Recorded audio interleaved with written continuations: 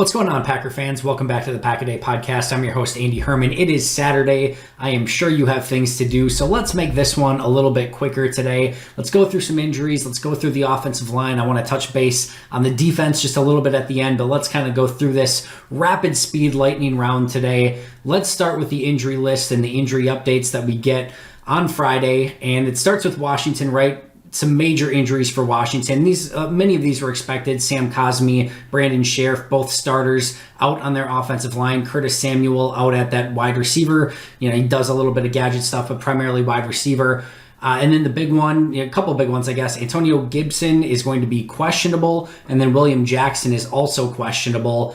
Now, the offensive line, and really even Curtis Samuel, this just limits their offense. They're already playing with, a backup quarterback. I don't know the difference between Heineke and Fitzpatrick, how much that ultimately matters, but backup quarterback, their running back's banged up. You don't have Curtis Samuel, your offensive line's banged up. They're just not in a very great spot right now. This is an offense that should struggle to put up some points, and these injuries are certainly not going to help their cause this upcoming weekend. If you're looking for something to kind of keep an eye out for as the inactives come on Sunday, I think William Jackson, their starting cornerback, who has been questionable but did not practice on Friday. That was the first time he did not practice, so that's going to be one to keep an eye on. Jackson hasn't been great this season.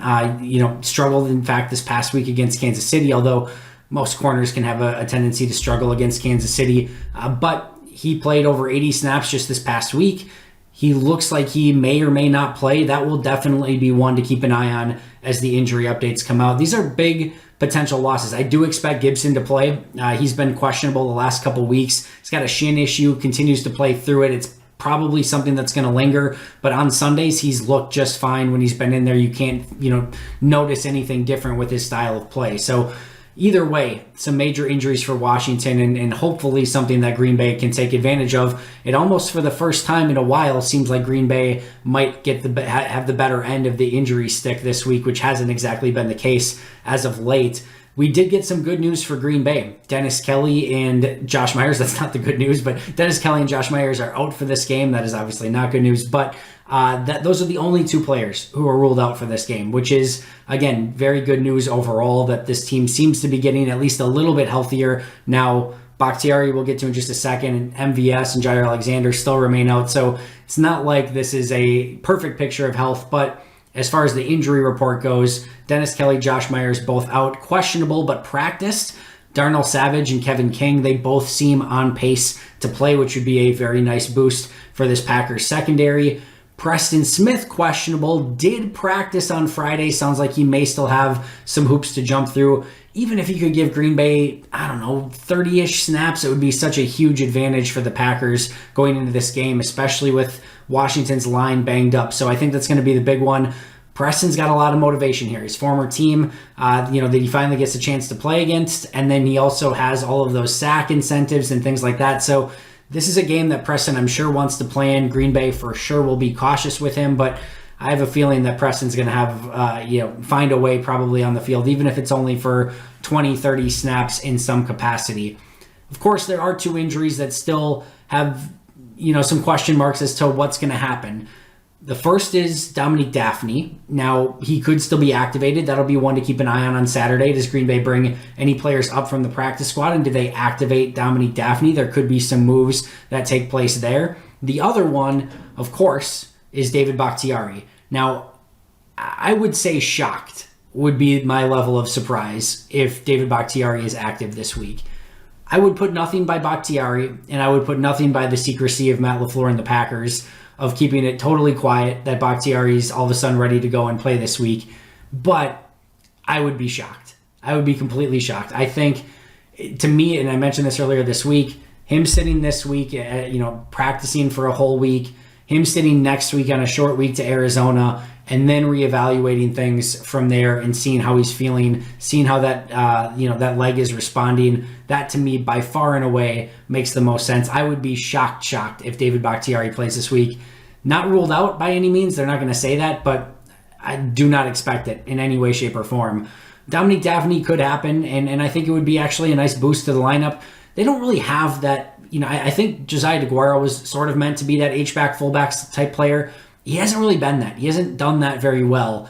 Dominique Daphne has. So that is a piece of the offense that I think they would get back with him in the lineup, and I like Daphne as a player. So we'll see if he's able to come back this week. They could bring him back against Arizona, or they could give him a little bit more time as well.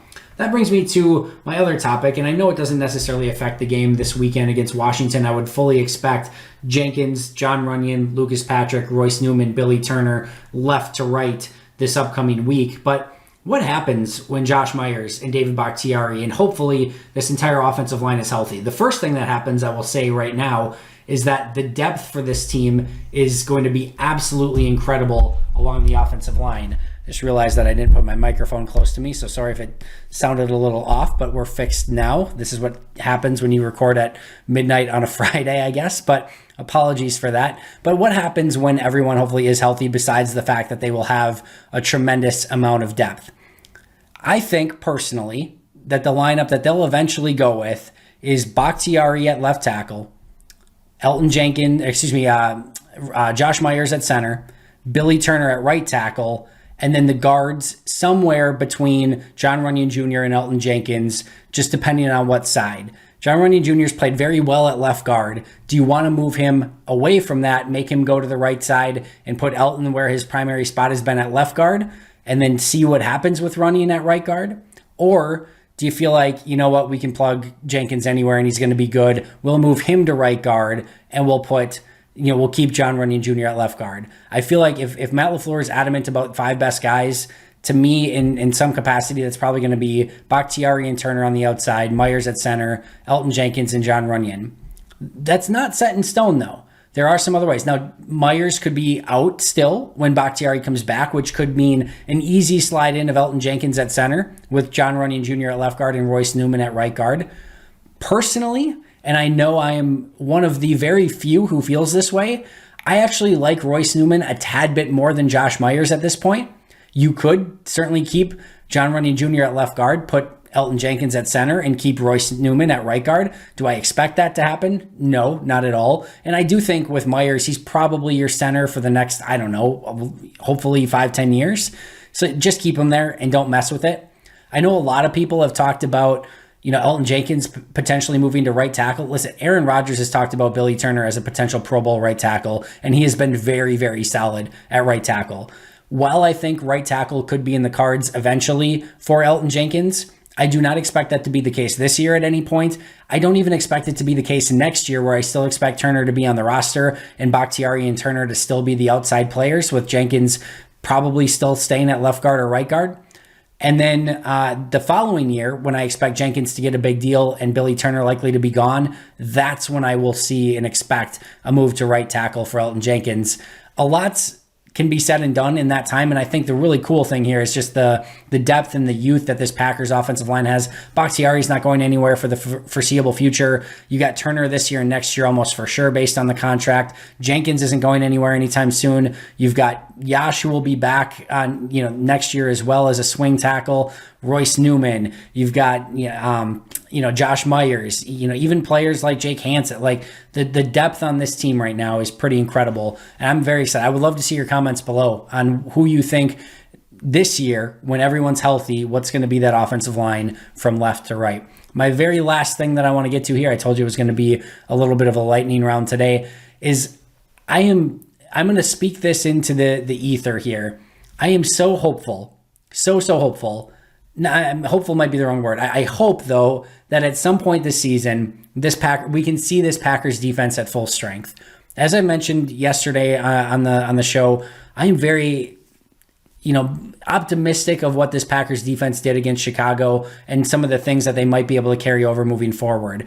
But if you told me that heading into the playoffs, and I don't know that this is going to be the case, especially with Z, but they had Rashawn Gary, Zadarius Smith, Preston Smith, Whitney Merciless at edge, Kenny Clark on the interior with Zadarius being able to kick inside on passing downs. Dean Lowry's played a little bit better. They've had better rotations, and their ability to hold up against the run up front has been much, much better. Devondre Campbell, Chris Barnes, maybe a little Jalen Smith at inside linebacker. Cornerback, Jair Alexander, or I should say Stokes, Sullivan in the slot. You got King and potentially a variety of depth players now that it's kind of developing. Rasul Douglas being one, at the cornerback position, Adrian Amos, Darnell Savage, Henry Black, who's developing at safety.